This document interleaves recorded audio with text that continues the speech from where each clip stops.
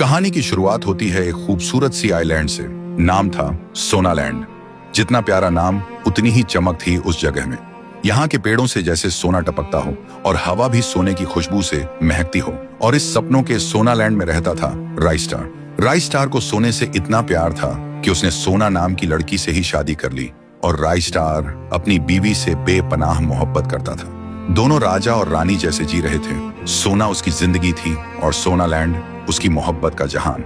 एक दिन दोनों टीवी देख रहे होते हैं, तभी राइस्टार की वाइफ के फोन पे मम्मी का कॉल आता है और बोलता है, बेटा जल्दी आजा, मेरी तबीयत बहुत खराब है, कहीं ऐसा ना हो कि तू मुझे जिंदा ना देख पाए। वाइफ घबरा जाती है और बोलती है, राइस्टार प्लीज मुझे एयरपोर्ट छोड़ो, अभी मम्मी के पास जाना पड़ेगा। राइस्टार बोलता है, चलो, और दोनों निकल जाते हैं। और एयरपोर्ट पहुंचते ही राइस्टार अपनी वाइफ से बोलता है, अच्छे से जाना, मैं सोनालैंड को अकेला नहीं छोड़ सकता। उनकी वाइफ बोलती है, ठीक है, लेकिन तुम भी अपना ख्याल रखना, मैं जल्दी वापस आ जाऊंगी। सब कुछ सही चल रहा था, लेकिन किस्मत को तो कुछ और ही मंजूर था। उधर दुनिया का दूसरा सबसे अमीर आदमी, नाम था वाइट 444, लेकिन वो अमीर बना था लोगों के खून से।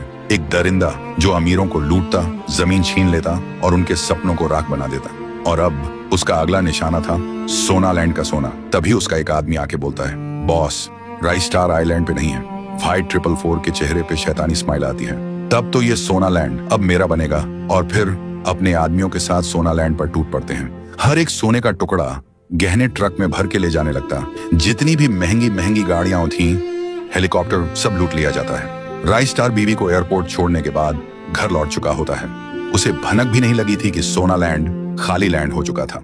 वो टीवी ऑन करता है और सामने आती है ब्रेकिंग न्यूज, प्लेन क्रैश, सभी लोग एक ही झटके में राख हो गए, कोई जिंदा नहीं। राइस्टार का दिल एक सेकंड में छलक जाता है और वो सीधा क्रैश साइट की तरफ भागता है।